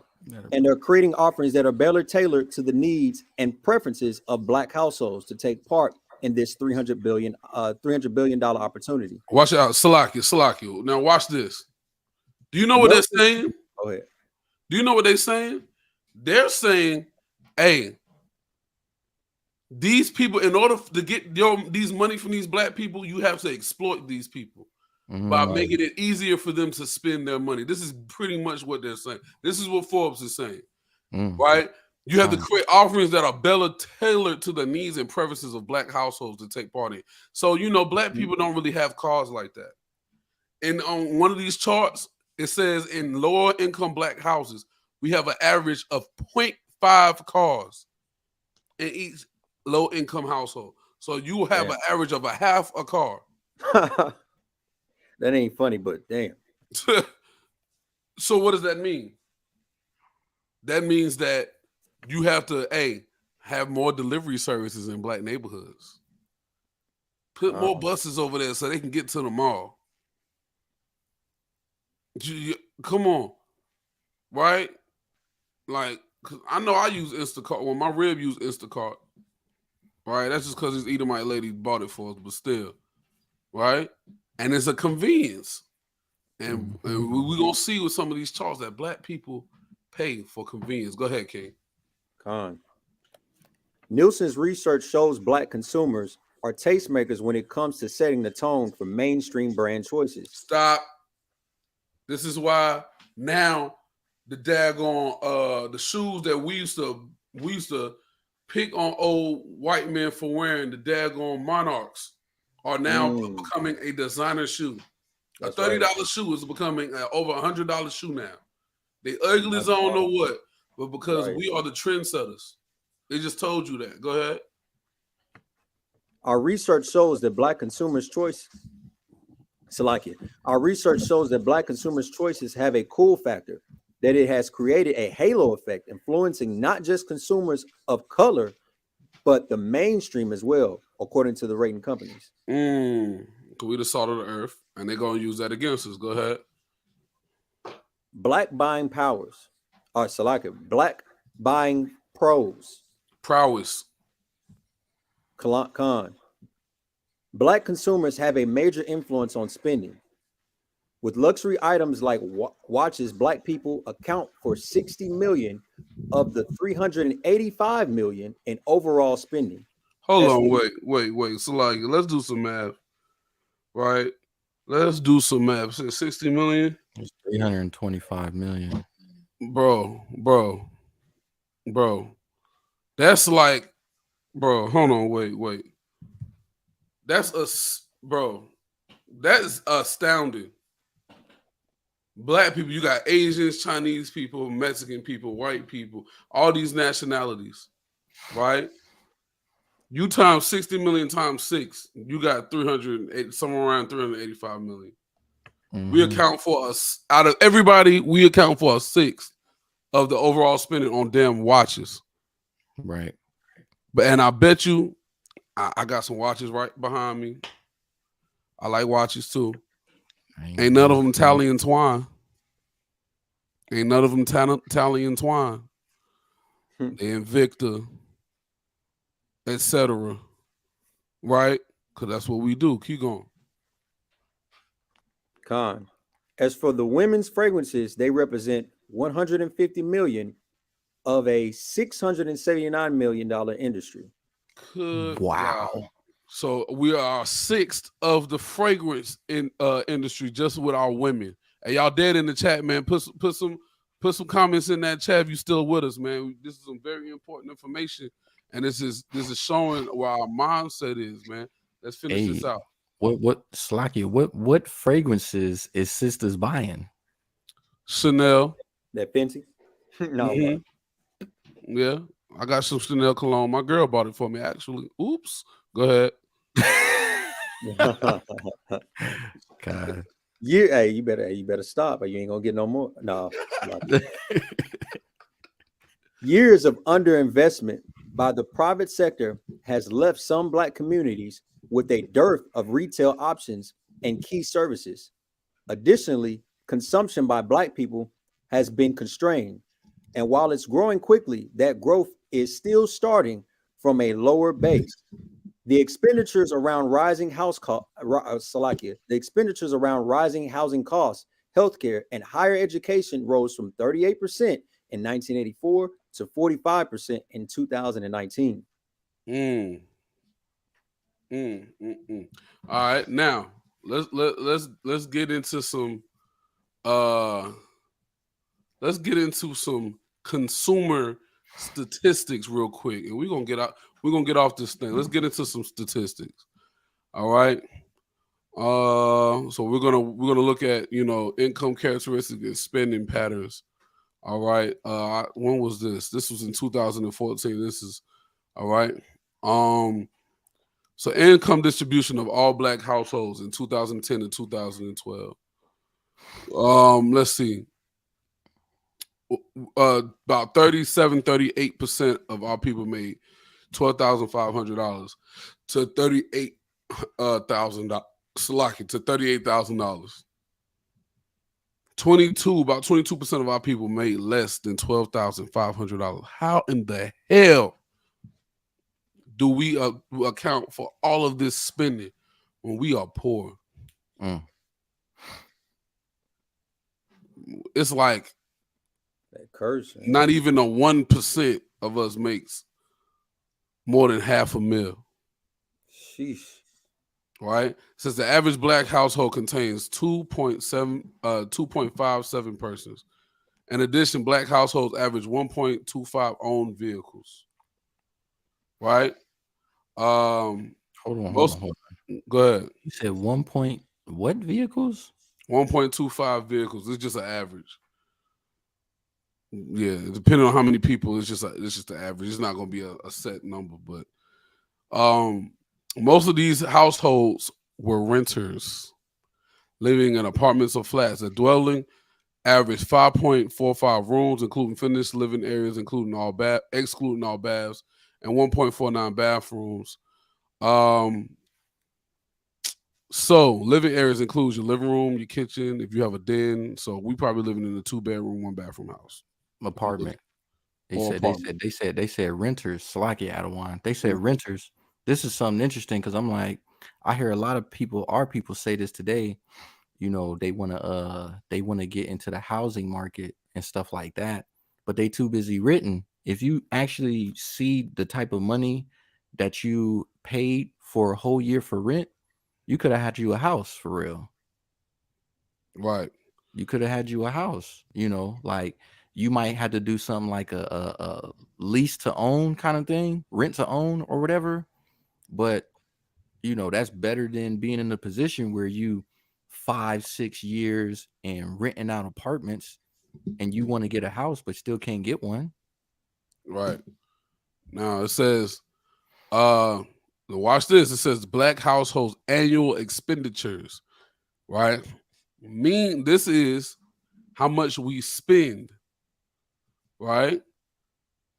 Our average expenditure is $36,159, which is 79% of their average income before taxes. Meaning for 2010 and 2012, we spent 80% of our income before taxes. So your gross income, which is terrible, because that means after taxes come out, that's more money coming out. Right? That's embarrassing. All right. Let's keep going. The amount spent on housing is $13,530 consumed. The biggest portion of annual expenditures, accounting for more than 1/3 of the total. This was followed by transportation, $5,946, and food, $5,825. That's terrible. And when we get to the charts, we'll see. All right.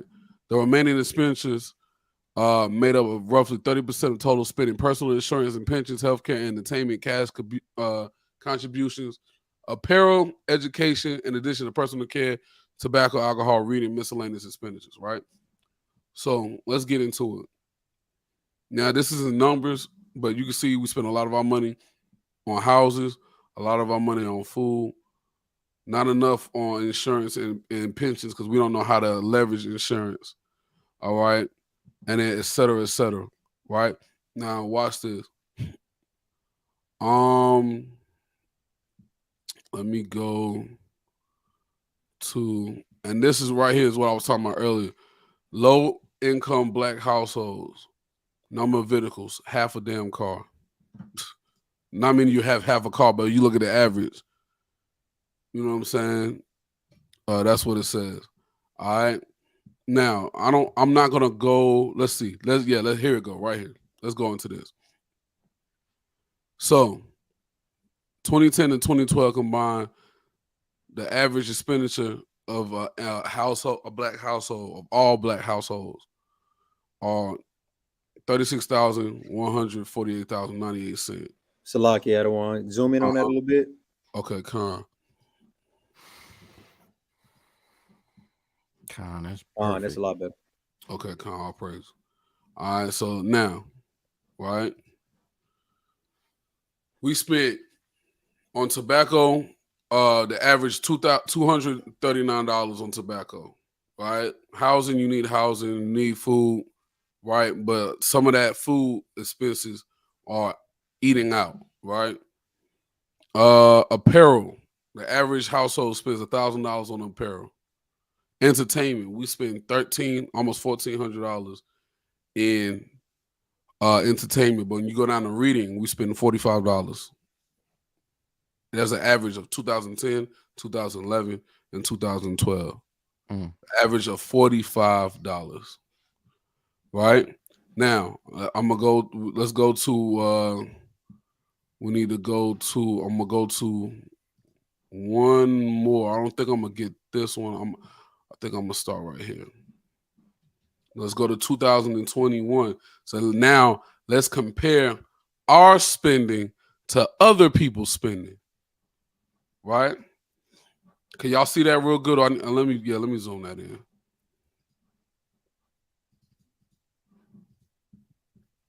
And let me zoom out just a tad, just so you can see the graph part of it. Is that good for y'all? Okay. All right. Salaki. All right. Housing. Asians spent more on housing than we did. Asians and white people spent more money on housing than we did. We spent an average of about $6,052 on food. All right, let's go to entertainment. 17. So we've went up from the 2010 to 2012. In entertainment, we spent $1,786 in entertainment. All right. Now, let's see. Is that what I don't think that's the rest. I think that's pretty much it on that one. Let's go to this one real quick. I'm just trying to put things into perspective for everybody. I'm trying to put things into perspective for everybody because we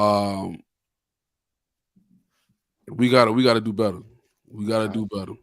All right. We can't blame everything on everybody else when we being frivolous with our spending, because I have to take a hit on that too. I do the same thing. I like to get out here and do what I want. When I go to Atlanta, you know what I'm saying?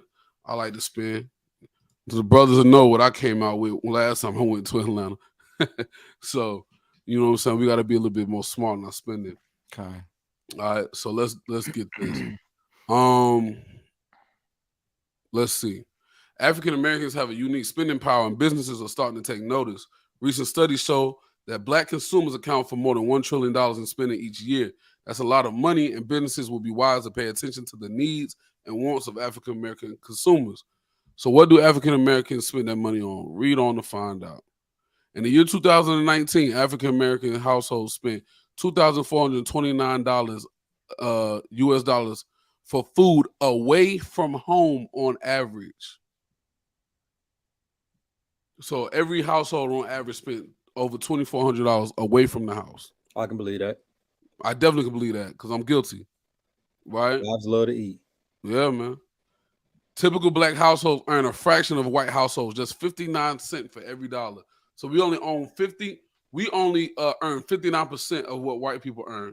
Mm-hmm. The gap between black and white annual households is about $29,000 per year. African American buying power has seen impressive gains since the end of the last economic downturn, jumping from $961 billion in 2010 to an estimated $1.3 trillion in 2018. Since 2000, the African American market has seen a 114% increase in buying power. Half of the total spend, $941 million, on dry grains and vegetables in the United States in 2017 came from consumers of color, and black customers or consumers represented $147 million of the total spending in this category. 11% of the African American females and 13% of males prefer to buy luxury or designer brand clothes. So they are telling these people, if you are a designer, push to black people. Right. Right. And you know, we like to say, oh, you know, our women, because I was just about to be like, yo, see, oh, hey, brothers, you can't say these women, they like to shop. Y'all like to shop too. What is brothers doing all this designer shopping for? To get a woman. Huh. We can't forget that. Can't forget that, right? For low-income black households, the top 5 aggregate special expenditures share categories were housing, 45.5%, total food, 23.5%, transportation, 11.5%, healthcare, 4.1%, that's terrible, and entertainment, 3.8%. In comparison, the top 5 aggregate expenditure share categories for high-income black households were 34.2% in housing, transportation, 17.1%, personal insurance and pension, 15%, total food, 12.7%, and healthcare, 4.8%. In the year 2019, African-American households spent $2,400. We've seen that, right? Mm-hmm. Let's see. They're giving all the references on everything that we just read. Let's see. Is there anything else? Blacks who do own homes are just as likely as other homeowners to spend between $1,000 and $2,000 on home improvements in the past year. 72% of African Americans enjoy grocery shopping. I mean, I guess, right? Right. Yeah. The percentage of black homeowners decreased between 2005 and 2017 from 46% to 41.4%, where it remained unchanged in 2018. So we didn't go up from there. We went down from there. 55% of African Americans used private health insurance in 2018, while 41.2% were enrolled in Medicaid or some other type of public health insurance. Right? Low-income black households have 4.1% of yearly spending on healthcare, while high-income have 4.8%. So you see, like, our priorities are all toe up.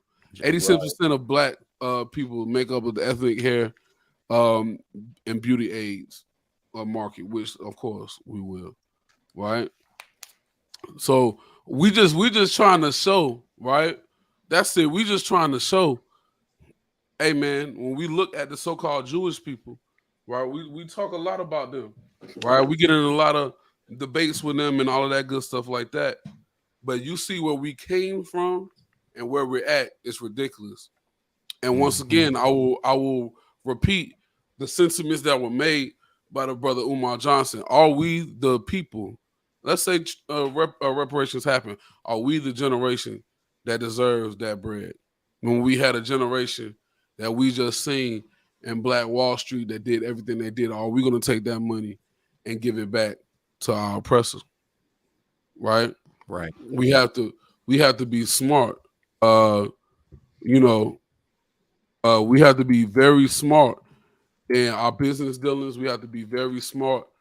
You know what I'm saying? We have to be very smart in, who we give our money to. We have to be very smart in how we spend our money. Right? Let's get this one last precept. Let's get Proverbs 22 and 29. We're going to close it out. If you enjoyed the class, man, put a 7 in the chat, Baba Cashapp. We appreciate y'all for coming in. We appreciate the generous donations that you you have given to the brothers of SOT North Carolina. All right, and we hope and pray that you guys, if you're ever in the area, to definitely come and feast with us, man, and catch us at camp. And make sure you subscribe before you leave the building. Go ahead, King. It's the book of Proverbs, chapter 22 and verse 29. Seest thou a man diligent in his business? He shall stand before kings. Hey, man, we got to be diligent in our business, man. You stand before kings, man. We were standing before each other in Tulsa, Oklahoma, man. You will stand before kings when you diligent in your business. Go ahead, finish it out. He shall not stand before mean men. And you ain't going to stand before idiots when you diligent in your business. All right, so we got to, hey, once again, if you want a copy of that directory for the Black-owned, or the Israelite-owned businesses, send me an email, the Sons of Thunder Israelites, nc@gmail.com. I have received a few emails already. All right, I will get those directory. I will get that directory, and I will send it to you as soon as I get it. You know, we have to remember this is a slap in the face to the people who did all of that work in Tulsa, Oklahoma before them damn devils, you know what I'm saying, burnt it down. Remember that your dollar lasts in your community for 6 hours. Your dollar lasts in your community for 6 hours. It lasts for a month in the Asian community, 20 days in the Jewish community, 17 days in the Black community. But your dollar used to last a year.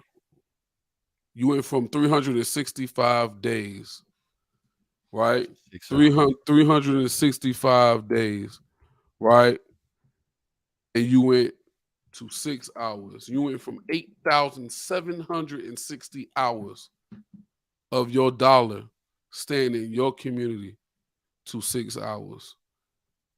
So if you're at work and you get direct deposit, by the time your direct deposit hits your bank account, you work your shift and go home, you spent money with somebody else. Let's think about this, man. All right. So I hope you guys enjoyed the class. I hope you appreciated the information. Shout out to the Captain Yonatan for bringing this information out. We're bringing out that video that led to this class. I know he would have brought some excellent information as well. All right. But tune in next week. We'll actually do the class that we were supposed to do this week, which is called Satanism in the Media. Make sure you subscribe to our channel. We're going to start dropping info and little snippets and classes and just, you know, little stuff here and there, as well as the camp videos on this channel. But Thursday Night Live will be back on the regular Sons of Thunder Israelite channel. So make sure you subscribe, hit that notification bell, and hit all so you can get all of our notifications when we go live. All right, and with that, we are the Sons of Thunder Israelites. It's our heart's prayer and desire that all Israel be saved. Shalom. Shalom, Yasser.